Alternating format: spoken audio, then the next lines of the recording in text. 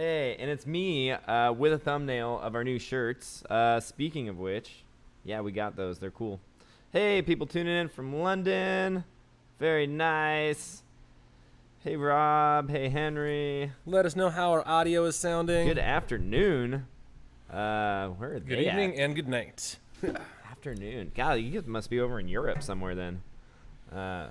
Oh, yeah, that's definitely... That does tend to happen. I don't know this person's name. Euros? Sure. Oh, yeah. Good afternoon. Finished brew day just in time for live stream. Yeah. I'm like, oh, grape ale. Yeah. So grape ales are a fun thing that have been happening lately, and that's sort of similar to what we did with our IPA, Rosé IPA. I did actually see that. That is in BJCP too. Oh, it is? Is actually, yeah. Grape ale nice. is, and I was very, I almost like looked into it, so maybe we'll have to do that next week. Just because I was very curious. That was the first time I actually came across that. And I was like, grape ale, interesting. Someone saw us throwing shade against the apartment brewer for doing a pumpkin ale. Wait, we definitely did. I commented on the apartment brewer's pumpkin ale video that they did. Yeah. I was like, I don't know, I forgot what I said. So I'm like, no. So today we're going to be all about pumpkin beers. So today we're going to be talking about pumpkin beers. All right. Let's jump into, let's introduce the podcast / live stream. For those of you who don't know, welcome to our Sunday morning live stream, which turns into a podcast. We do this every Sunday morning at 8:45 Pacific Standard Time. And yeah, basically we talk about some stuff that happens around here. Then we talk about a style of the week where we break down by BAJCP-ness and let you know our favorite malts, hops, and yeast to use for those. And then we go into a couple of discussion topics, whatever sounds like it's going to be a fun thing for you guys to learn about beer. And then we do Q&A at the end. Perfect. So, yeah, let's get right into it. So, Genus News. I think I already spilled the news on that. We do have our Quake shirts are out and about. They're up on the website. And did you ever change the who those are coming from now? No, I need to do that. Okay. They still work, though. B. Someone said B. Oh, it's B? B? Why is it? That's your wife. Yeah. It's a fly? Anyway, so we got those awesome, our super political shirts up, and also have a new hazy on tap that is quite hazy. Should I say quite? No, it's not a quake, actually. That was with citrus yeast. Yeah. But yeah, super, super hazy beer, but actually pretty sessionable, honestly, from what I've got for feedback-wise on it. Yeah, 5.6%. So a lot of times our hazies / juicies come in at that higher, 7 to 8% range, just because the extra alcohol sweetness can actually help boost some fruity flavors. This one's definitely on the lighter end with that 5.6%. And then Steel Barrel is now open again, so we finally have another outlet for getting some beer out there. Yeah, and my life is hopefully about to get a lot less complicated. Or more. Yeah. I was like, one of the two things. We'll see. And then lastly, wine season is in full swing. So yeah, we actually are finally well stocked. We got cleaned out a couple weeks ago. Yeah. But now we have basically everything you need to make wine at home. So yeah, and from now Insider. until probably late October, even early November, when you can start getting some late harvest, some first frost, extra sweet fruit. It's a good time to start dabbling in some wine actually. Yeah. Especially you can get some like ice wines and kind of fun stuff like that out of them. Yeah, those higher sugar contents. Make for some fun stuff. As for other general brewing news, only thing I came across was basically sad news, which is AB is like now under full control of who'd they buy just a couple days ago actually was Craft Beer Alliance. So now Anheuser, Widmer, that's Widmer, Alaskan, Kona, and one other one. There's some East Coast Red ones Hook. too. Red Hook, yeah, they're part of it. Actually, I don't think Alaskan's part of it. Okay, is Alaskan still independent? They might be. Yeah, I think they're independent. But yeah, kind of another sad day. I think most of those were already sort of in bed with InBev, but now InBev. Yeah, it was like a 30% ownership for a while. So now InBev officially owns 100% of those companies. So, yep, if you really like your Kona beer on the West Coast, sorry guys, you should probably look elsewhere. Yeah. Support your local guys. Always get the freshest and bestest stuff from the local beers around you. Perfect. Or just make your own. Obviously, that's why we're here. Sounds good. Well, that sums up our news. So, shall we jump right into our beer of the week? Bump, bump, bump. Beer of the week. Yeah. And that is BJCP category 22, which is an American strong IPA ale. Ale. Strong stuff. It's American strong American Strong Ale, and that is double IPA. There's an app for that. Yeah. So category 22A, which is the double IPA. And you're probably Strong American Ale. You were Strong way American off. Ale. I'm like, no, because Strong Ale is in there. But Yeah. yes, Strong American Ale is category 22, which has double IPA and American Strong Ale in it. Yeah. But yeah, double IPA. So let's give you a quick breakdown on the stats of it. So we're talking about a pretty wide range of numbers here. So this beer is going to range anywhere from 7.5 all the way up to 10%. And then also we got a really wide color range, so 6 to 14. So kind of like we talked about last week in our Märtzens. That's actually a really similar color range to that. So it can be anywhere from a real light gold all the way up to borderline amber. And yeah, and then of course these guys are going to be hop monsters, 60 to 120 IBUs. So they're definitely on the high end of that scale when it comes to bitterness. These are definitely a bitter beer. And then while our OGs can range from 1065 to 1085.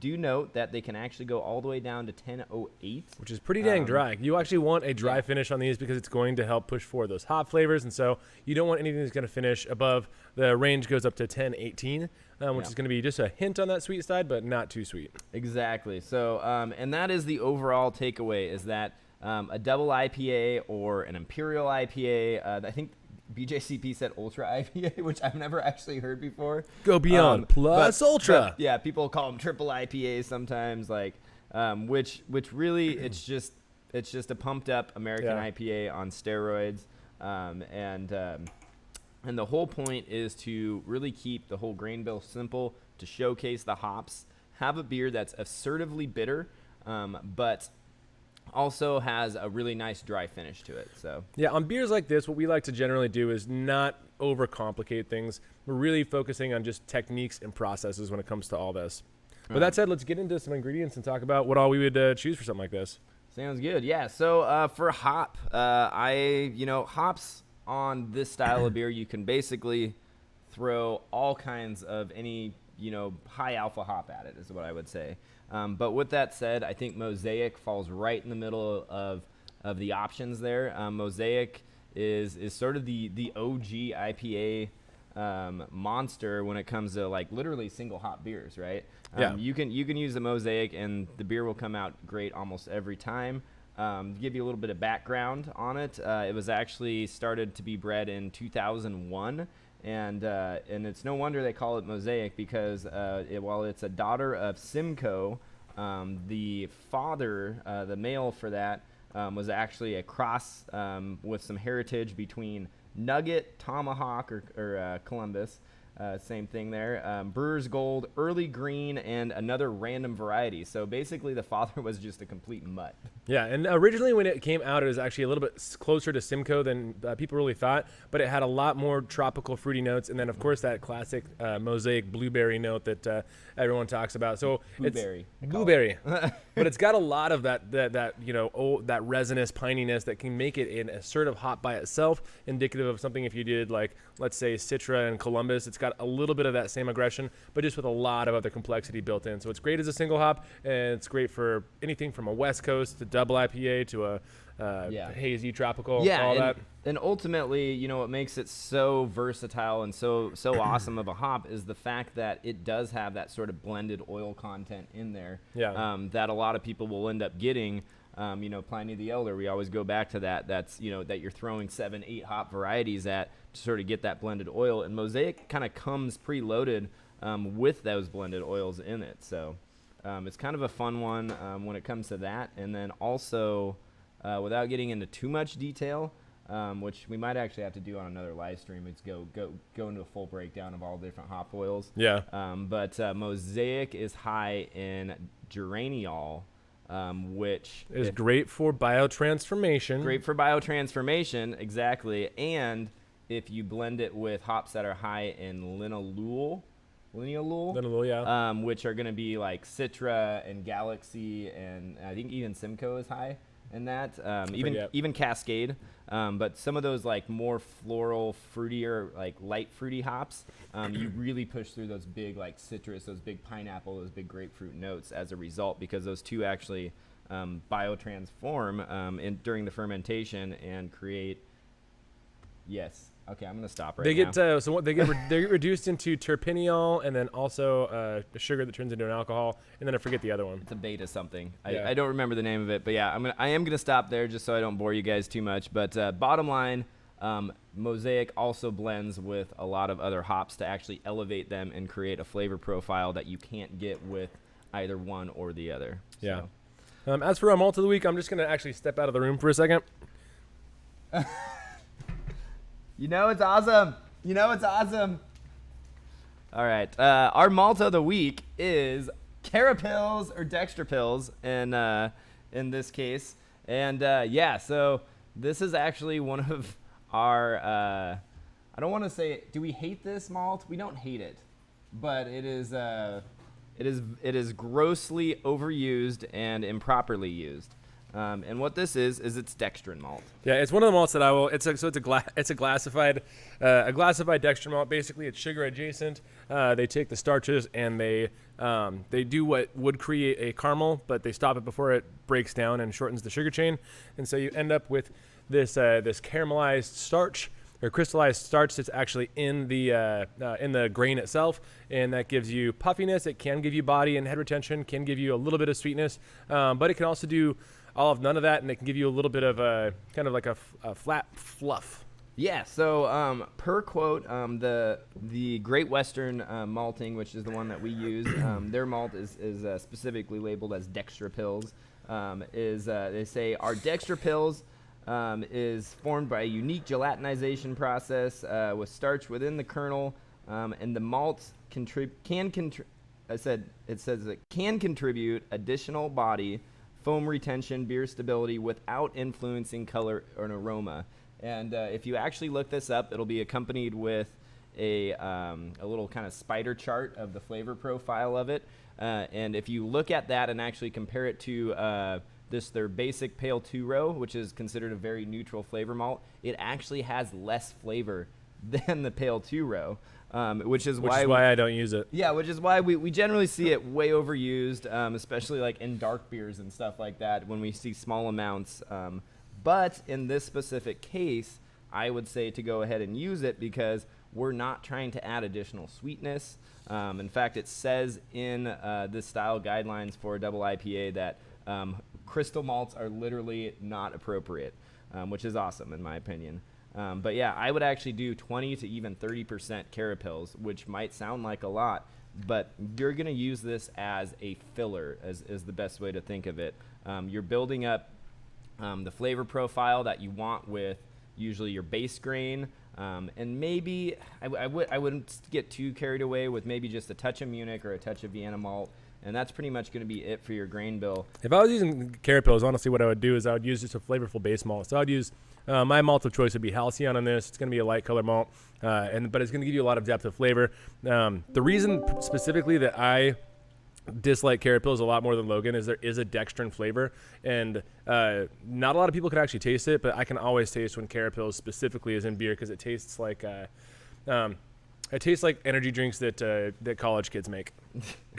Energy drinks? Yeah, no, there's a lot of like nutritional drinks that they make. That's like they used to come to the shop for maltodextrin back when we had maltodextrin powder, which you can also use by the way. But I can taste maltodextrin. Oh, yeah, I usually don't recommend that. Yeah, but it's got that same flavor, and it's just not a flavor that I like. So yeah, but the main it tastes like the lack of flavor. Like instead of tasting like flavor itself, it tastes like a void of flavor, like a specific. Yeah. Well, that's the whole point. So the whole point is you're building up higher alcohol content without building up too much chewy body, too much additional sweetness to the beer. And that's why this is probably the only case that I would ever actually use CaraPils in a beer myself, or nonetheless recommend it for that matter. By the way, we get a lot of people that get confused when we say, like, we make bold statements, like, for example, don't use crystal malts, don't use CaraPils, stuff like that. We make a lot of bold statements, and people sometimes take that the wrong way because they think that we're telling them they shouldn't ever do these things. What we actually mean is these are the stances we take, and it's completely okay to disagree with us.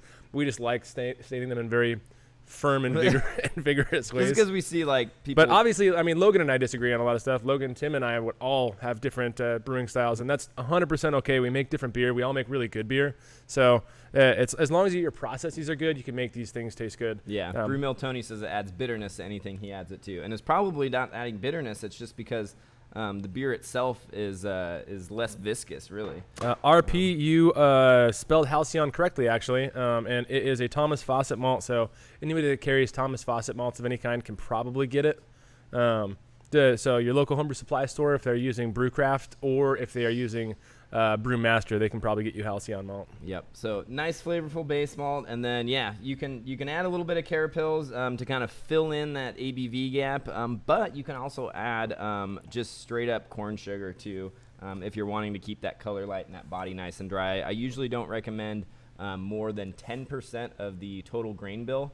Or total sugar bill, I should say, to be from corn sugar, just because you can start to get fusel alcohol. So you can kind of start to get a little bit of a fusely bite from the yeast if you start adding too much corn sugar through it. Yeah. So one thing that we should probably mention before moving on, if you are using CaraPils, especially or dextrapils, especially at a higher percentage, it's really important that you know your mash schedule and you actually play with your mash schedule a little bit. This goes into technique if you are trying to get that dry finish. If you were to mash in at, let's say, 154 and had a 20% CaraPils bill, then you would over puff up your beer. You'd get too thick at the end of it, and it would be distracting. So you really want a nice low mash temperature when you're using that. Yeah, so when we say low, that's going to be said for really any American IPA, too. We say low, we actually mean like low 140s, 145, 142 even. I know we've done some mashes that have been really, really low, and this is just going to keep that fermentability high.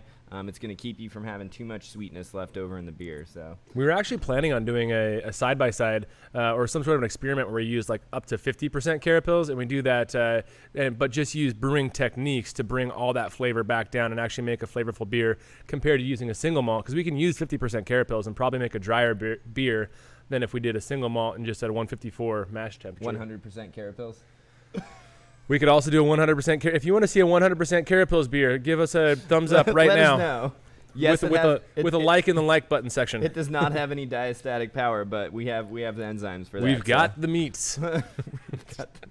Jesus. All right. Well, let's keep going on then.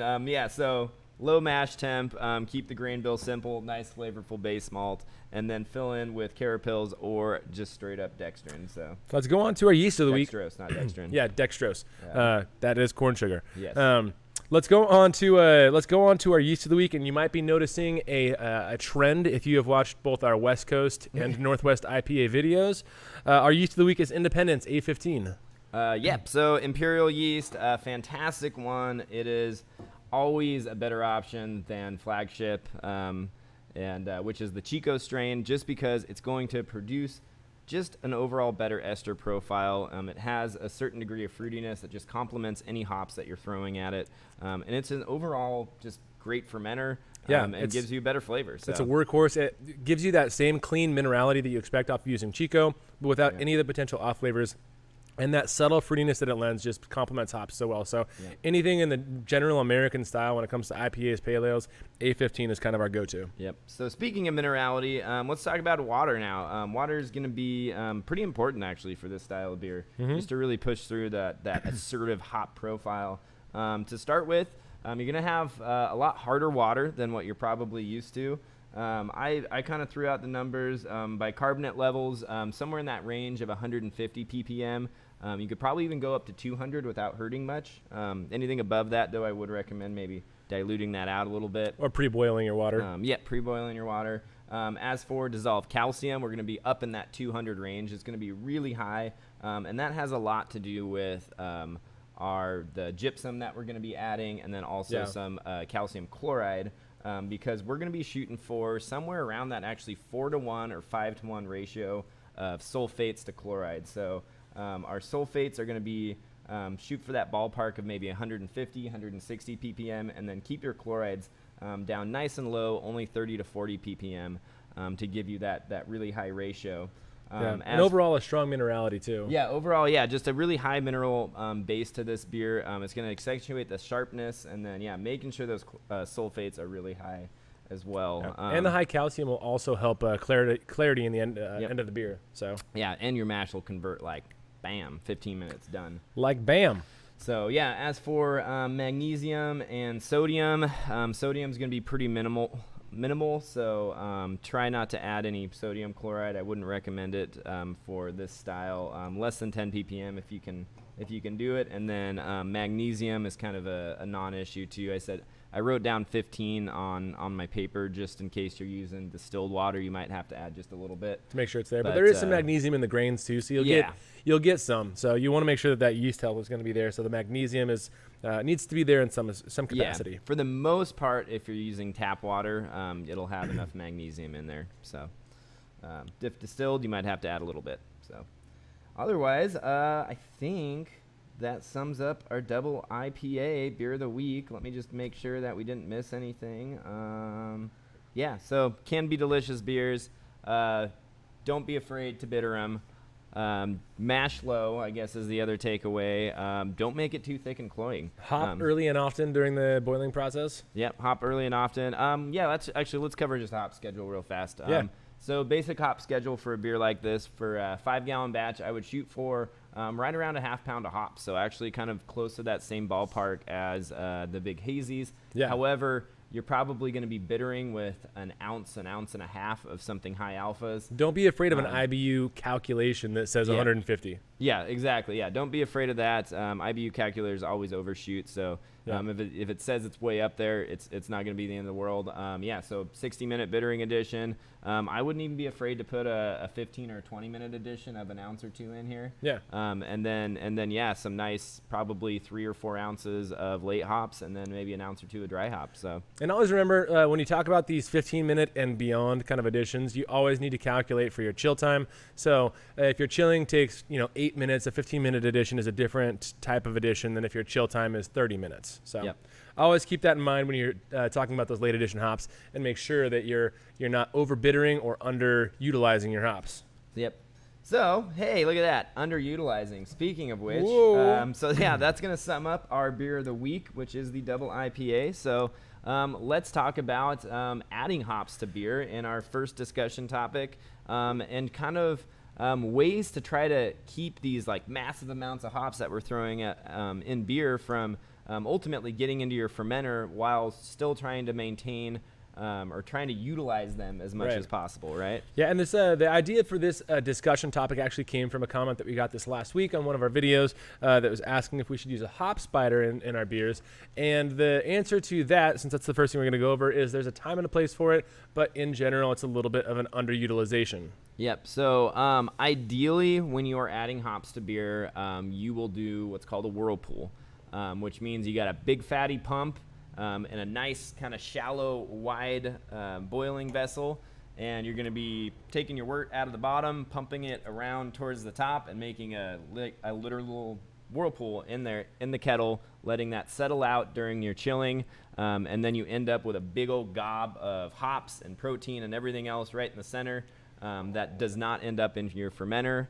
However, that's in an ideal system, right? Right. And most of us these days are not brewing on these ideal systems, especially if you have like the electric all-in-ones that are generally taller, skinnier vessels. I know it just does not work with those. So instead, we actually have to we have to develop workarounds for it. Yeah, so a hop spider is usually a 400 micron mesh stainless thing that goes either, it clips onto the side of your boil kettle, or sometimes they have a little screen that'll go into the middle of your boil vessel, and it has arms that kind of hang it onto your kettle. And what this does is it traps your hops, and so your boil can kind of happen around it and hopefully get some sort of maximization of your hops. And the problem with this is it only works for small hop additions. So if you're doing an IPA, what's going to happen is the hops are going to expand in your hop spider, and they're going to cake to the outside of it, and they are going to not allow your beer to actually flow through all the hops, meaning you're losing utilization, meaning you're not getting full contact and full dissolving of all the nice hop oils that you want into your beer. And so a hop spider for an IPA is actually probably a pretty bad idea. Yeah, unless it's big. I mean, that's so ultimately that's what it comes down to. Is it's a factor of surface area and just getting those hops exposed to the beer as much as possible. So we should talk about that oversized bag. Talk about the oversized bag, yeah. So we have Yeah, I know. I can go into it. So one of these ways of doing it is to use a very oversized mesh bag, something that you might do like a brew in a bag with, right? Right. So you're gonna throw these hops in that bag. That way, it allows them to still kind of circulate around that wort and get more flavor, get more bitterness from them, which is really what your goal is. Right. And we actually use an oversized mesh bag a lot in our big batches. The problem with using an oversized bag, the positives are that an oversized bag can actually, flow around your beer pretty well, get good contact to it, even with a large amount of hops. But it also can get big and bulky and kind of cumbersome in your boil, which makes it harder to work with. And it will also, if you have the ability to whirlpool at all, it'll inhibit any sort of chance you have at whirlpooling. That is true, yeah, because you have that big gob of hops basically floating around in there. So speaking of big gobs of hops, that's one thing we usually don't recommend is actually the hop socks. Yeah. Which is usually just a little muslin bag that you tie off and throw in there, because those are kind of the worst of both worlds. So they'll inhibit any kind of a whirlpool, but then they also really tend to inhibit your utilization of those hops, just because you got them sort of packed into this little ball during the entire boil. And they're very stretchy, so they have a variable filtration mechanism, and so you're not even for sure that you're going to get all of your hop material back out of your beer by the end of it. Yeah. So, and I guess the caveat going into this too, if you're brewing a Kolsch, say, or some beer that's really not designed to be hop forward, you can compensate that, add 20% extra hops, right? If you want to keep things simple, and it really isn't going to negatively impact a beer like that so much as when you're trying to brew these beers that have 8, 10, 12 ounces of hops per 5-gallon batch, and you end up with the beer in the end, and you're going, God, I feel like this should be hoppier. More than likely, that's because you're just not utilizing those flavors as much as you would otherwise be. So let's talk about my favorite mechanism for utilizing hops for beginners. I think this is an overall fantastic method, and if you use it, you'll probably make great beer off the start, and you won't even really realize why. And that is just, if you're on a standard boil kettle, dumping your entire kettle through a strainer into your brew bucket. Yeah, if you have a nice fine mesh strainer, it's actually going to get out the vast majority of that hop trube, and the little bit that does get in your fermenter generally does not have any kind of negative impact. Yeah, that's definitely the easiest way to do it. You also get the little side effect of getting a little extra aeration. Yeah, and so your yeast is going to be a little bit more healthy too, which is nice because a lot of people don't even realize they're trying to get out the hops, but at the same time they're aerating their beer a little bit, and so they get a healthier fermentation. So for a beginner, especially if you're on a small pot or a small system, just dumping everything through a fine mesh strainer or a double mesh strainer works fantastic for both eliminating protein and hop trube and getting that that extra yeast benefit. And it's super easy to do, and they're relatively cheap. I think they cost like $15. Yeah, and they work. I mean, we still use them today, honestly. Yeah, I think you saw that in the Northwest IPA video we used a strainer. Yeah, and for that exact same reason. And honestly, I think that's like with the electric systems, that's probably the easiest way to do it. Yeah. It's just I think there's some guys in here just yesterday, and that's what I told them as they were heading out the door. I was like, oh yeah, by the way, you should put a little strainer before you dump that into your kettle. And to talk about why the utilization is so much better on this, it's because you can throw your hot pellets straight into the boil. I don't know if we really clarified that part, but your hot pellets can go straight into the boil without any bags, any mechanisms, which means they're going to maximize that contact area. You've got your pellets floating around freely in the boil, just knowing that you're going to strain them out before they go into the fermenter. And so you maximize the utilization of your hops, and then you also get full clarity. So it works pretty well. All right, and then finally, the least common but also very effective method to use is actually going to be. Well, let's talk about whirlpool. We didn't really go over whirlpool. Oh, I thought we did. Well, you said you kind of did. Okay. But I want to go over it because there is some pros and cons of whirlpooling, and we didn't really talk about all those. So one of the things that so whirlpools are what is commonly used in a commercial system, but what makes them so effective is a combination of a dish bottom, meaning it's not a completely flat bottom, and a trub dam. So a trub dam is a little thing that goes before whatever exit port the kettle has. And that trub dam actually does a lot for making sure that the hop and the protein break from your whirlpool doesn't flow into the exit port. You'll see SS Brewtech actually has a trub dam that they can put in front of any of their ball valves, and that trub dam is actually really important for making sure that you're not going to lose the same thing from your cone. Also, if you have a completely flat bottom in a kettle, a whirlpool won't work as well to get all of the protein and hop break into the center of coned up into the center of your kettle, which means a lot of it can still very easily flow through your ball valve or your exit port, and so it's not 100% reliable. Yeah. The positives are it still allows for maximum utilization because you can have those hops floating around, and it also you really maximize contact just because of the motion of the beer. Yeah, so you do maximize contact. A lot of that really comes down to the pump, though, too. So that is one thing, especially like if you're running through a counterflow type chiller, you need to have a pump that's powerful enough to get a good whirlpool. If you're doing a 5-gallon batch, it might just mean any kind of off-the-shelf brewing pump is going to be enough for you. But as you scale up, you'll actually going to want to kind of invest in one of the larger pumps. Beer like the Chugger Max, or what was that other pump that we got in the MK2 bigger, Plus? Yeah, the MK2 Plus, the bigger MK2s that can do 10 or 12 gallons per minute, and those as soon as you start getting above even 10 gallons, I would say to try to invest in one of those guys, and that's going to really make your whirlpool work a lot better. Otherwise, if you don't have that flow, you're never going to get that nice consolidation in the middle. So it's important that we talked about whirlpool and all these other filtration methods before going into hop back, like we were going to go into. But hop back is a really, really great filtration mechanism. The problem with it is it will clog up if you don't have any sort of pre-filtration. Yeah, so you're definitely going to want to pre-filter or have a pickup tube too. We kind of talked about that in the whirlpool, but also having, basically the port at which you're pulling your wort from, you want to have that lifted actually off the bottom of your kettle just a little bit. And that's also going to help with not picking up the hop material, not picking up all of the protein break, because using a hop back is fantastic because for those of you that aren't familiar with it, it's a vessel that you're going to pack with whole leaf hops, and then actually run the hot wort through that as you're chilling it, putting it back into the kettle. You can also use it for dry hopping, but that's for another day. Yeah, or you can go straight into your chiller with it. Like you can do a lot if you have everything in line. So that's awesome because those whole leaf hops actually act as sort of just like you would in your mash tun. They act as a sort of filtration bed. But like Peter said, if you end up with too much pellet hop material or too much protein break, it ends up actually kind of plugging that up, which means you got a big headache to deal with at that point. Exactly. So definitely try to have some sort of way of pre-filtering, be it just placement of your pickup tube, or even be it some kind of mesh filter on the end of your pickup tube. So to recap a little bit, that hop back is one of our secrets to getting really, really big flavors in our juicy IPAs, and it's phenomenal because it filters and adds flavor at the same time. So phenomenal thing to use if you can get a hop back and make it work. Blickman's Hop Rocket is the most easily available, I think, home brew scale one. Yeah. But it's a fantastic thing to have.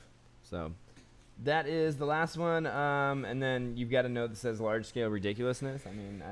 So something you got to understand when it comes to home brewing versus commercial scale brewing is people on the large scale have access to just incredible technical huge machines that you don't even think about when you're on the home scale because it just doesn't register that they can do this.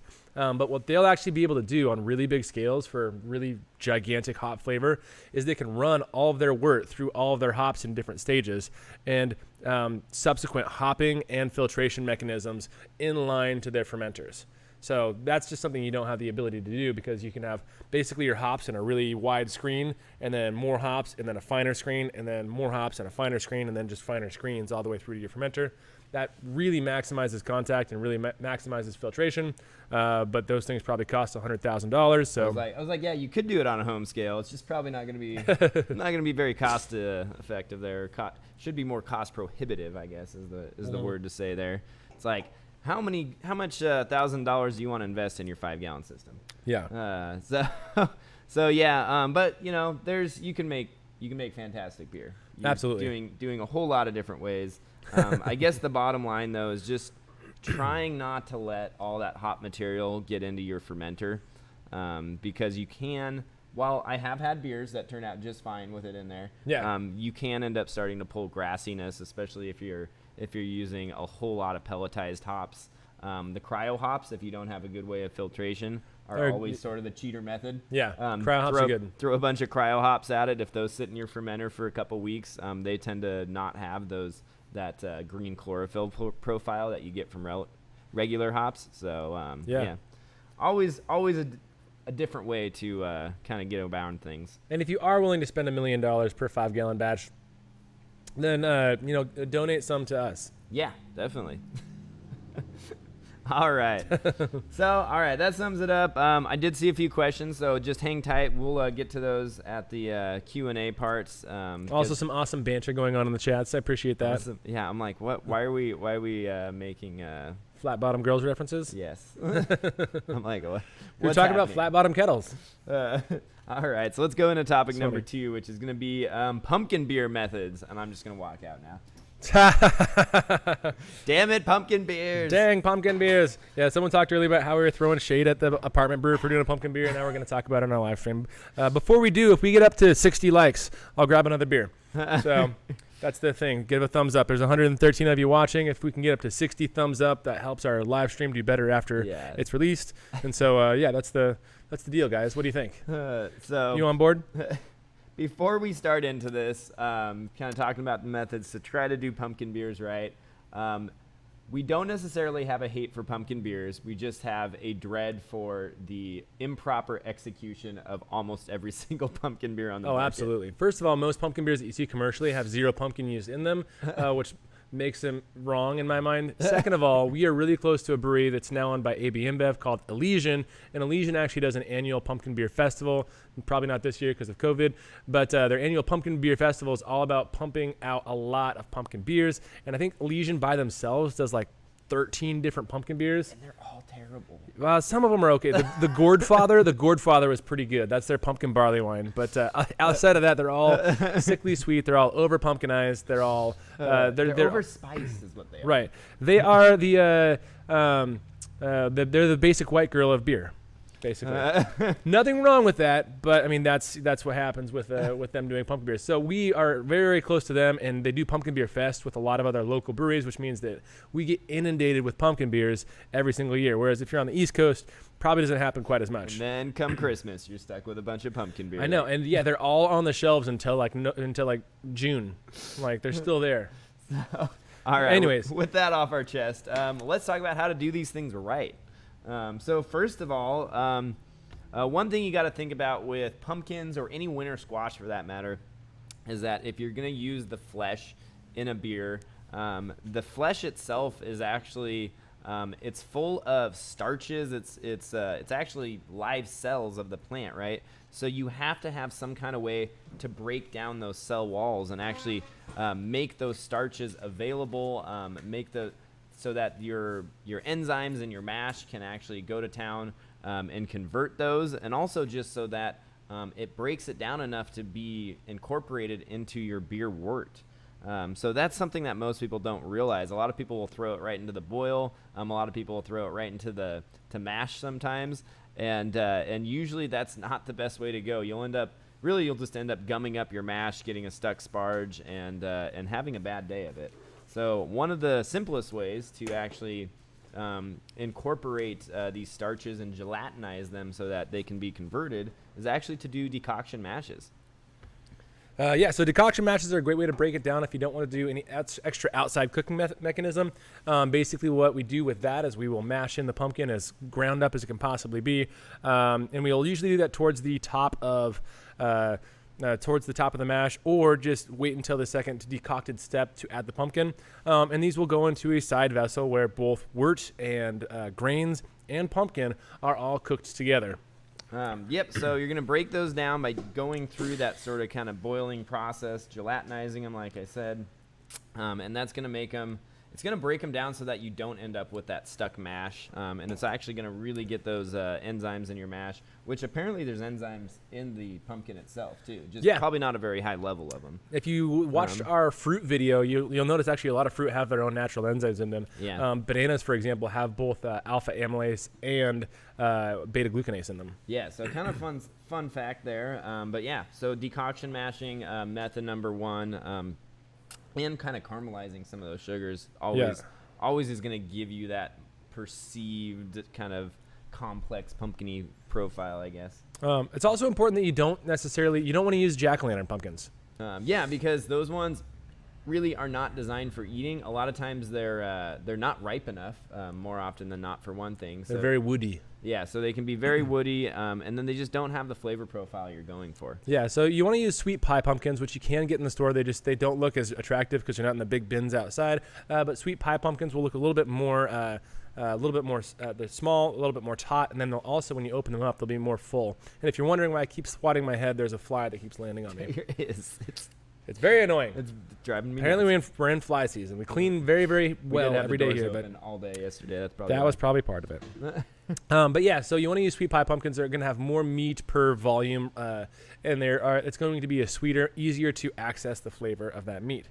So do you want to talk about how else to break down pumpkin meat, or do you want to go into canned versus fresh? Let's go into the canned versus fresh here. Cool. So canned is, while people might naysay it, it's actually a great way to go. Yeah, it's got the spices a lot of times kind of pre-mixed in, and it's also basically pre-gelatinized. Yeah, so canning is actually always a great option. Again, you're going to want to mix that in. I would usually add it to the mash, mix it in really thoroughly. And then also, to make sure that we say this so we don't forget, always add rice hulls to any kind of a beer that you're going to mash pumpkin in, just to try to mitigate any of that channeling, any of that stuck mash situation. And I would actually use even higher than you normally would with like a hazy. So yeah, for a 5-gallon batch, you might end up throwing a pound of rice hulls in there just to keep things fluffed up. Yeah, and we also like that with the canned pumpkin pie because it also kind of hedges your bets against any oils. The husks of grain will actually absorb some of the oil content. And so if the pumpkin pie filling that you're using does have oils in them, putting it in the mash is going to help draw those oils out. So it kind of buffers against any imbalances that can happen both with oils and with salinity or extra salts that are in there. Now, if you want to take these canned pumpkins to kind of the next level, what you can actually do is put them on a cookie sheet with some parchment paper and actually broil them in your oven and actually get a thin little caramelization layer on there. Just like what we talked about with Märzen's last week, we got Maillard reactions going on, which are just going to give you that little extra layer of complexity, that extra that just like richness, I guess, right? Yes. That you're really going for. So never be afraid to do that. It's a pretty simple thing to do. All you got to do is throw it in your oven, broil it on low for, I don't know, maybe half hour or so, something like that. And I'll keep an eye on it until it gets nice and brown. You definitely want this to be on a thin sheet so you can maximize that surface area, that contact time. And it's going to caramelize some of those sugars in the top too, which will add another layer of dimension to the pumpkin beer. We got somebody asking about spices. First of all, you need to pre-cook or do something with any fresh pumpkins. But if you end up doing this by baking, which you can do, then baking is a good way to, or a good time to add spices to your pumpkin before even adding it to your beer. So yeah, my usual recommendations for spices are keep them subtle, actually. Yes, minimal. Because it's very easy, like we talked about with the bad examples, to actually overwhelm these beers with pumpkin spice. I would much rather personally have a beer that somebody serves me that I say, I question myself, I go, God, is that pumpkin spice in there? Versus being like, oh God, that's pumpkin. That is a lot of pumpkin spice. Usually that comes from the spice side of it, that though, is not the pumpkin spice. itself. Exactly, yeah. So with clove, the best thing to do is just kind of wave a clove around the beer before and then throw it away. Yeah. Clove can be a very, very strong spice. Like an actual clove, you probably don't need more than 2 of them in a 5-gallon batch, and that will seem like it's not very much, but trust me, it will come through. Yeah, so, and the other thing to do, too, is actually, I love pumpkin saisons. Yeah, is absolutely. Use something like a French saison strain or even a wit beer strain, that a yeast strain that's naturally producing these sort of spicy, clovey profiles, and that'll really actually emulate well what the pumpkin spice is going to give you otherwise. Yeah, so that's that clove is that clove flavor, that really pungent clove flavor is a phenol, and that phenol it has a very, very low flavor threshold. So when it comes through in the beer, especially with carbonation, when it's going to put off or puff up that kind of flavor, that phenol can be very, very aggressive if you use too much of them. So with cloves, we like to keep it minimum. I think the other most common one we see, besides allspice, is cinnamon. Yeah, so cinnamon can also be overdone. Cinnamon actually does do great in beer. Usually I'll recommend adding a whole stick to the last maybe 5 minutes or so of the boil. And again, subtlety is key here. it's very easy to overdo cinnamon in a beer. So Yeah, and adding the cinnamon in some way that the cinnamon is actually broken down. So that means boil or whirlpool, or if you add it to secondary, I always say steam your cinnamon before adding it to secondary. You actually do need to do something to break down the fibrous material in the cinnamon. yeah. Because that fibrous material, first of all, is a breeding ground for bacteria. I was gonna say was well a sanitizer, right? Yeah, as well. Yeah, and then also that fibrous material can give you a tannic or extra woody feel. So it's good to have some sort of mechanical way to break that down, either by putting it into the boil or by steaming it before adding cinnamon to secondary. Nutmeg is the other pretty common one. And if you use fresh nutmeg, it can taste phenomenal in a pumpkin beer. Yeah, nutmeg's great. Once again, I mean, just subtle. This you can add to the end of the boil. You could actually add this as a sort of a dry hop type addition as well. Generally, your contamination risk is going to be lower with nutmeg. Like Peter said, though, with the cinnamon, definitely recommend some kind of way to sanitize that before adding it to your beer one way or another. Yeah. So that should be... I think that covers most of the spices. Oh, we got to talk. Yeah, so spices. I thought we got to talk about the clarity issue. Yes, and then lastly, you're gonna have some clarity issues. I think the best way to probably do that is actually gonna be just define it, right? Yeah, and then you want to find it in multiple stages. If you mashed pumpkins, then honestly, using a wort flock tablet or something in your boil is gonna help out quite a bit. Yeah. So and ultimately, just by adding the pumpkin. You're never going to get full conversion if you're adding this to really any part of the beer. Yeah. So you're always going to have some starches left in there and other sort of haze-causing molecules in your beer. So like we've probably mentioned before, Super Clear is going to be our go-to, which is a 2-part clarifier. Kieselsaal and chitosan. Yeah, and that's it's gonna make the beer look better, but it's also actually gonna make the beer taste better because having a lot of those haze forming molecules from the pumpkin can also sort of muddle the overall flavor of the beer. So I will also say that with all these methods, a long boil time, especially if the pumpkin's already in the mash, for example, a long boil time will definitely help break down the beer and lead towards clarity in the finished product.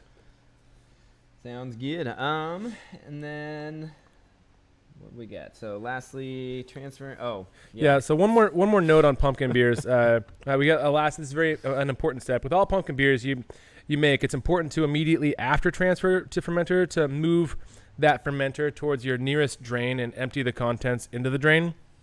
Then drive to church and repent for your sins. Tell me how you really feel, Peter. Tell me how you really feel. No. All right. So, there is ways to do pumpkin beers, and there is ways to do pumpkin beers properly. Again, do a sweet potato beer instead. Yeah, do it. Yeah, sweet potatoes are actually fantastic, and they almost can emulate pumpkins too. So they can. They just got a little bit more depth of flavor. Do a pumpkin beer with sweet potatoes.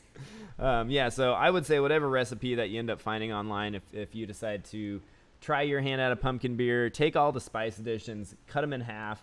And then make sure that you are, baking or doctoring up the pumpkin that you're going to add to it in some way or another before you add it to the beer. And then, of course, choose kind of a nice, fun yeast strain that's going to complement any of those flavors. And then finally, find that beer out so it's nice and bright, nice and clear, and ready to be drank. That's right. So, all right. Well, that sums up our pumpkin beers, and time to go on to some Q&A. Yeah, Q&A time. So, and we already had a bunch of questions. I noticed that we're filing in when we were talking about our hop filtration stuff. So, let's try to scroll back through and see if we can't find. I do see a pumpkin beer question that's kind of towards the bottom, and so since it's right there and we're just talking about pumpkin beers, I'll go ahead and answer that. Would you add enzymes to a pumpkin beer to help with conversion? I think that's a good idea. Yeah, actually that would, especially if you want to dry it out. Exactly. Make it nice and crisp and clean. I feel like brute pumpkin might actually work. I don't know. The Brew Show, by the way, you guys should watch the Brew Show. They do an awesome job. But so that's Trent Musho, and he is making a pumpkin beer next week. Usually not a huge fan of them. Us too. Yeah. But yeah, try not to overdo the pumpkin spice. I'm excited to see that. That should be really fun. I got to do a shout out to Frazzled Penguin too.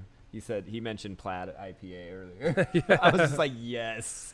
When that we have is awesome. We have our. I was like, I will credit you if we brew an IPA called Plaid. So. I didn't even see that earlier on. I saw it earlier on, but yeah, I was like, oh man, you Spaceballs reference. You're gonna love that. All right. All right. Audio sounded great. Pumpkin beer shade against the apartment brewer. We already talked about that. Someone's asking about grape ale.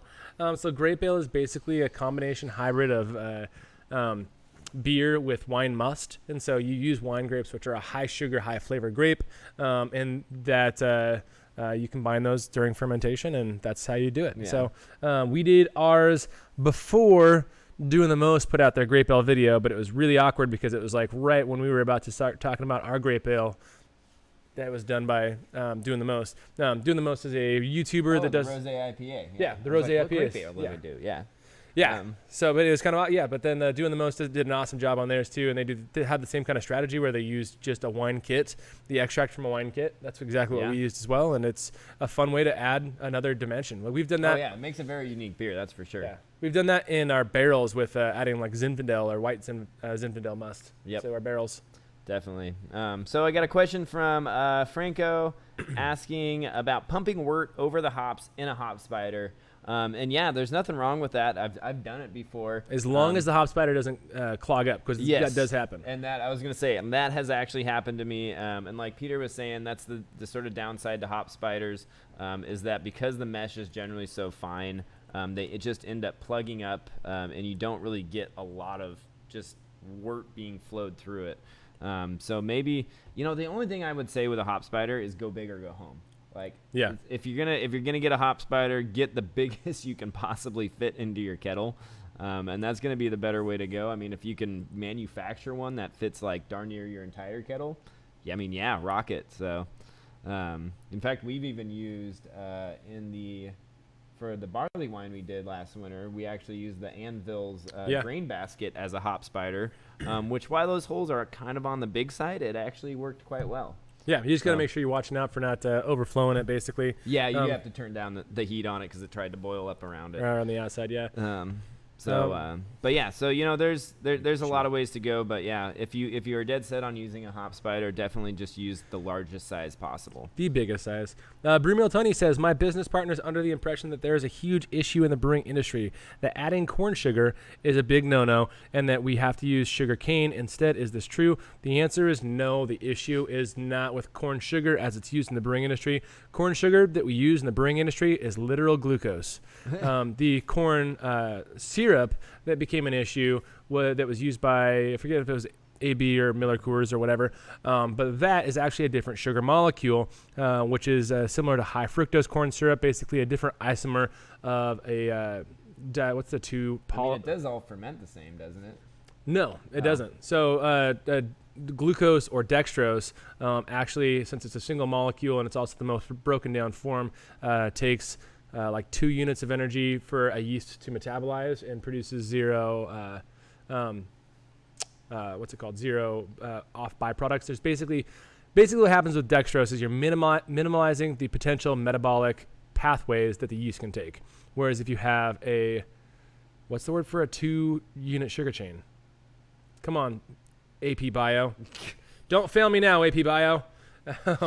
Anyways, when you have corn syrup, that's actually a 2-unit sugar chain, and it's actually an isomer that's more difficult for ourselves to digest as well as yeast to digest, and so it creates different flavors. Yeast will break it down no matter what. Don't get me wrong. So you're not ending up with high fructose corn syrup in your final product. So that was the kind of issue that was talked about or like had a big impact in the beer. Like brewers throwing shade at other brewers basically a couple years ago. So it was kind of stupid because literally you're not putting high fructose corn syrup in your body. You're just brewing with it, which means you're putting high fructose corn syrup into a yeast's body. But it does make the yeast ferment it slightly differently and risks a little bit of fusel off flavors, a little bit of things that don't make yeast happy. So there is your answer for that. So we got Mike is asking about whirlpooling after chilling, and the answer is kind of. Most people will whirlpool as they chill. So usually you're actually going to be whirlpooling through your chiller if possible, and then disaccharide. Nailed it. There you go. Thanks, Brandon. And so yeah, generally you're going to be going through different stages of whirlpooling as you're actually chilling your wort down. That's probably where you'll hear actually like a knockout stage and stuff like that. And you're just going to feather the water going through your chiller as you whirlpool and basically drop that beer down at whatever rate you're shooting for. So, yeah, but that's kind of whirlpooling in a nutshell for you. Oh, gosh.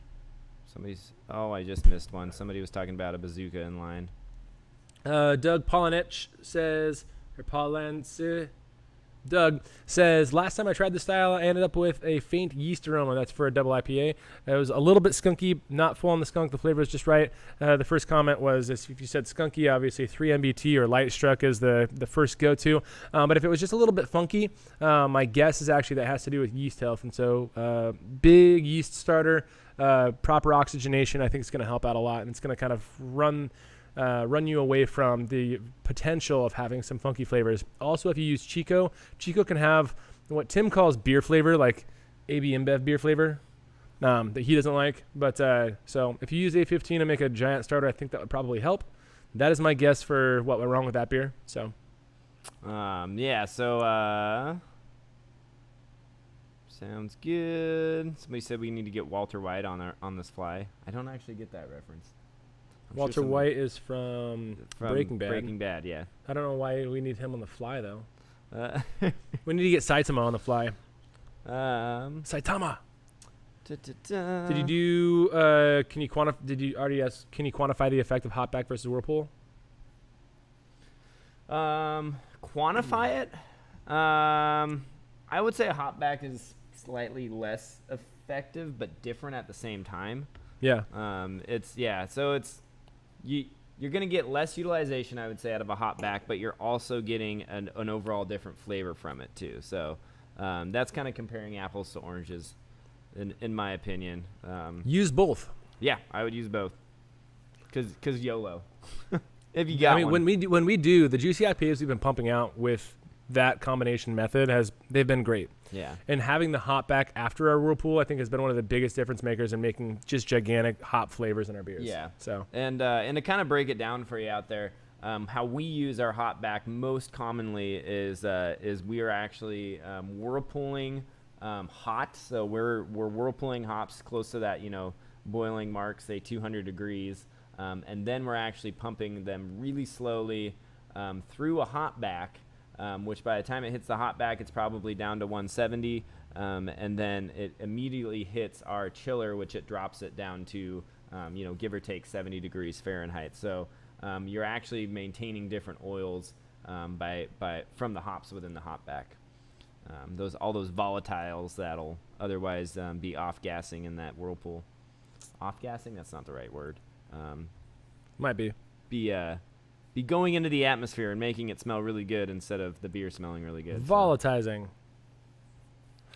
Off-gassing works. Philly Sour, have we used it? Not yet, but we have it. That's going to be the next sour that we make is going to be using the Philly Sour. I think we're going to go down and do a big old 5 or 6 barrel batch with that. I got a 5-gallon bucket and a half so far of plums at my house, but the bees drove me off the other day. 5-gallon bucket and a mop. They were really worked up when I was making plum juice go everywhere. They're like, "Oh my God, this is awesome!" I'm like, "I have 5 yellow jackets on my hands right now. Maybe I should stop."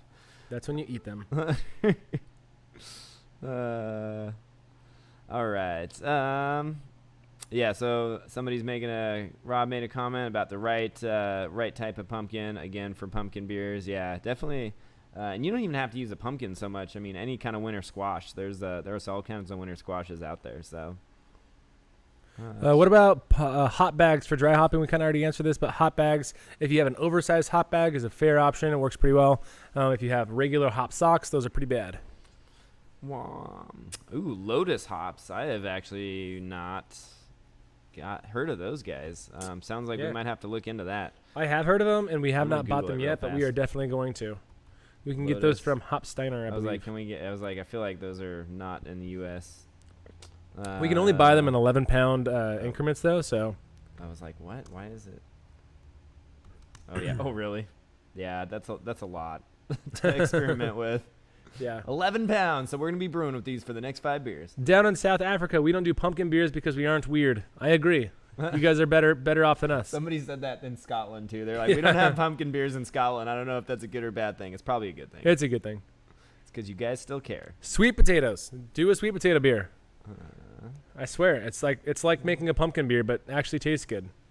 Can you just mash an actual baked pumpkin pie? Yes, probably. But yeah, you'd want to. Beer. Yeah, you'd want to. That would want to go in the mash because, like I said, you want to buffer against the potential for any oils and stuff like that. Your mash helps take care of that. So you could mash an actual baked pumpkin pie. Yeah. With whipped cream. Oh, I guess Lotus hops are actually an American hop too. Sweet. I'll be damned. Yeah, they are supposed to be. It sounds like they're just sweet and fruity for the most part. That sounds fun. So yeah, kind of nuggety from what I'm seeing here. So, yeah, interesting. Orange, vanilla, berry, tropical. Wow. Shannon Meyer says, just wanted to say thanks for the advice on incorporating jalapenos into my beer. I decided to pass on squirting jalapeno juice into my eyes. It's good. You got a good jalapeno flavor with a nice amount of heat. Awesome. Awesome, yeah. Oh, yeah, because this is definitely the time of year. I'm sure everybody's got lots of jalapenos loaded up on their plants right now. Going into fall. If you haven't had a frost yet, that is. Midwest, you might have had a frost already. Gage says, I love how you guys aren't snobby or rude. You just explain with the utmost concern. I don't know. Sure. I love that. Where's your shirt, Peter? Right. Thanks, Gage. You obviously haven't seen Peter's shirt. He literally has a shirt that he made up that says, my mom thinks this shirt looks snobby. So it's pretty awesome. I just love that. You just explain with the utmost concern. That is true, though. We try to be, because we talk to a lot of people about home brewing all the time, just being in the shop, but we try to be not, we're not stuck up about, beer knowledge and everything like that. We like how people can brew different beers. We brew different beers from each other, and that's a good thing. Yeah. So, small amount of lactose for creaminess in the pumpkin beer. Yeah, I can actually see it. I wouldn't get too carried away, though. Maybe, like, for a 5-gallon batch, I would probably go like maybe just a 1/4 pound. I wouldn't go more than a 1/2 pound just because it might end up getting too sweet. So yeah, pumpkin beers are naturally on the sweeter side already. Yeah. What are your thoughts on the Anvil Foundry 10.5 gallon system? I mean, we endorse it. We sell the Anvil Foundry 10.5 gallon, and it's probably, especially if you can go if you can use 220. It's definitely the best system out there. Yep, that's what I tell every customer that comes in. We regularly stock the Foundries and the mash and boils, and the mash and boils definitely do come in at a better price point. So usually what I tell people is if you're stuck on a 110 circuit, the mash and boils are going to work fine for you. If you have the ability to plug that sucker into a 220 circuit, then you really open up the Anvil Foundry and really. It would be silly not to utilize that extra power, I guess is what I'm saying. Yeah, absolutely. And it's the best all-in-one simple system to use. Anvil Foundry on 220 is good. It's great on 122. It's more of a wash on 120 with the mash and boil, but when you can go to 220, since you have that options, it's definitely good. By the way, we need one more like on this video just to have the perfect number. So if you guys can take care of that, that'd be great. Oh, jeez. Definitely need that one more like, guys. Come on. All right. Yeah, we got that one more like. Sweet. Is that perfect? Nice. Yeah. Nobody else liked the video. Okay. Now we're too many people did it. Too many people. But yeah, no, actually, the Anvil Foundry is the best design I have seen so far out of any of those electric all-in-one systems. I mean, I'll just kind of leave it at that. They definitely did a lot of small things that the other guys someone didn't added a think dislike. So yeah, no, I would definitely say go for it if you're looking at it. They're great products. If you happen to be around here too, we do carry them, so we're happy to sell you one. Next beer of the week, fruited slushy. Slushy beers are a thing currently, and they are a terrible idea for any bar owners, so don't do it. If you own a bar / are thinking about, or a brewery and trying to do slushy beers, they are a pain in the ass, and the beer goes bad so fast. Oh yeah. How much rose hip should I add to my wit beer? Thinking 1/2 ounce. I want color and flavor. You won't get color off of a 1/2 ounce, but rose hips can get there. So a lot of people misunderstand rose hips and think they're a super floral kind of character. Rose hips are like a raisiny character. Yeah, I was going to say, like, I don't have a whole lot of experience but from what I know, they're kind of a zesty, citrusy kind of thing going on. It's like raisin. It's got raisin sweetness, but with a little bit of like extra brightness. Yeah. Yeah. A 1/2 ounce sounds like a good amount. You can go up to 1 ounce pretty easily. I actually don't add those in fermentation. I like to add them in Whirlpool. They're a great ingredient, but they're often misused. Somebody's asking about the Brewha systems. Those ones look really good. We don't have any experience with them here. So if Brewha's out there and wants to send us something, though, Do it. do it. From what it looked like, they looked really good, but they looked maybe like they were a little bit overpriced. But like I said, I haven't tried them out, and so it's hard to say. Yeah. Somebody says, love their Anvil Foundry. For dry hopping, here's a good question. Dry hopping with hop bags or dry hopping with dumping the hops into the fermenter? What's the best practice to get the most out of your dry hops? That really depends on how you can transfer into your final vessel, either bottles or kegs. If you're going straight from a bucket into bottles, probably put it in a bag. If you have a conical fermenter and you can do a dump, then just dump them straight in. Yep. Yeah, definitely.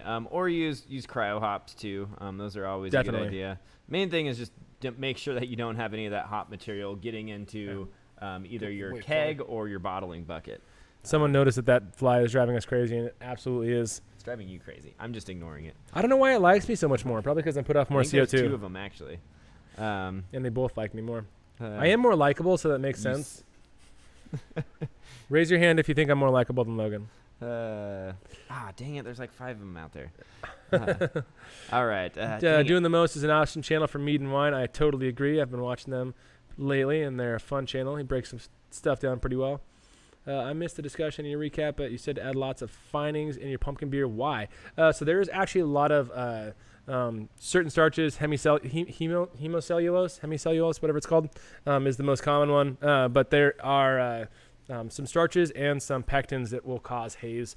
And that haze can actually add, to the level it can add some bitterness that's not appropriate. And so if you want nice malt sweetness and if you want to show off the spices and the pumpkin flavor that you're doing, finding that beer and making it crisp and clean can be really good for you.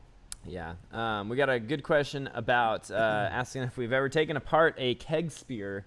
And yes, we have. We try to avoid it at all costs. They are a pain in the butt and quite honestly can be dangerous if you don't know what you're doing.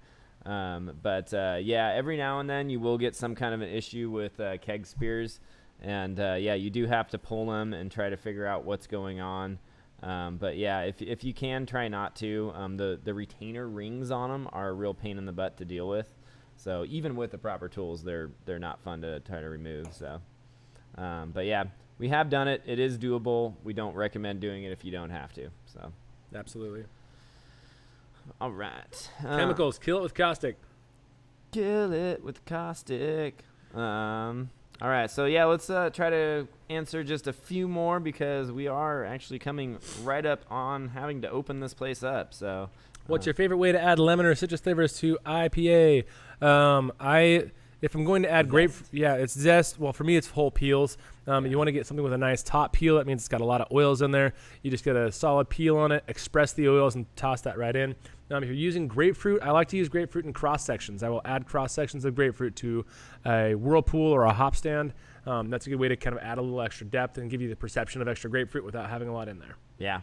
No, it's amazing though, like what just getting some of the oils from that rind and zest in there will do. It'll really just blow up the aromatics of any beer. Apparently there's a whole episode on Breaking Bad where they just hunt a fly, and that's where the Breaking Bad reference came in. Okay, gotcha. Do we have a pumpkin beer to try as a reference? Oh yeah, I saw that earlier. Pumpkin from Southern Tier. Pumpkin? Oh yeah, there's that one. It's pumpkin to the max, but it's definite pumpkin flavor and not just spice flavor. Yep. So it's got both of them. So Pumpkin is my favorite pumpkin beer. Anvil versus Brewzilla versus the Clawhammer. Haven't tried Claw. Works fine. Brewzilla works fine. Yeah, it's the cheapest one.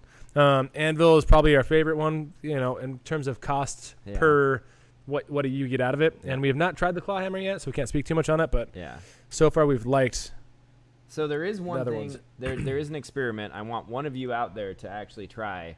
If you have the Anvil Foundry, I'm never going to find time to do it myself, unfortunately. But go out, brew a beer this winter, throw your Anvil Foundry out in your garage or something like that. Set it to 5% power, and then try to brew an ale out there. And I want to see if that can maintain a warmer temperature, basically work as a heater without actually having a negative impact on the yeast. So yeah, if somebody's out there and feeling adventurous, I really want to see if that would work. If you say you threw that out in like your 40-degree garage or something, or 30-degree garage in the winter, and fermented a beer at 70 degrees. I really want to see how that would turn out, or whether it would actually cook the yeast and end up with no buenos. Can you use cannabis in beer? Yes, we did a whole live stream on it. Go watch that because it's a lot to go into. Would you use acid malt for more sour? We like to use acid malt as an inoculant, and it does start out by pre-acidifying the beer as well. Yep. You get some of the flavor of the acid malt, but it also sours the beer. So you want to always start your sours, the fermentation, the souring process below 4.5 pH. 4.2 is absolute food safe. So, but at least below 4.5. And so we use in a 5-gallon batch 2 pounds of acid malt to pre-acidify the sour. Yeah, acid malt is fantastic actually to have around. So, all right, is that it? Have you guys seen the Atomic Pumpkin from New Belgium? I have not had Atomic Pumpkin from New Belgium. No. Spoken word poem about the fly. We didn't get up to 100 likes, so no spoken word poem. Need those 100 likes. Oh wow, there's all kinds of pumpkin beers out there. Yeah, does storing silicone tube in star sand ruin the tubing? I like to rinse mine off as soon as possible. Yeah, I wouldn't recommend it. I don't think it ruins the tubing, but it will actually start leaving a film on it after a day or two. Yeah, they even said got left with a powder-like substance. Yeah, that'll happen. Yeah. That's actually one of the soaping materials, breaking it out, and coating the silicone tubing. So. Tips for 3470 at ale temps. All right, we're gonna some acids. Yeah, we're gonna close out on that one. So 3470 Weinsteffen Lager, one of our favorite strains. At ale temps, it works great. I prefer to ferment it right around 60 to 65 degrees. You do start getting a slight amount of fruitiness if you start getting up towards that 70-degree mark or higher. With that said, that might actually complement the beer depending on what you're brewing with it. But otherwise, it is a fantastically versatile yeast strain. Do you dilute the hop extract in oil and alcohol before dry hopping? No, that's a good way to do it, actually. It's a good saponifier. And one more thing that I think is a fun one to answer. How often do you check your own Untapped reviews? Absolutely never. Don't have Untapped. Don't use Untapped. Don't like Untapped. I think it's pointless to check the reviews. My Facebook and Google reviews are fantastic. Reviews are so pizza was terrible. Yeah. And we're just like, what? We don't have pizza. So anyway. Yeah. I think that's it. Thank you, everyone, for tuning in this week. Yeah, we got to get open in 2 minutes now. So, yeah. Thanks all for tuning in. Sorry you guys didn't hit the 100 likes for the spoken word poem. Yeah. Be prepared next time to just hit that like button early and often. 8:45 Pacific Standard Time every Sunday morning. Every Sunday. Also, check us out if you missed this at our podcast, which should have links on our website, too. So, we will see you next week, and Viva la Beer.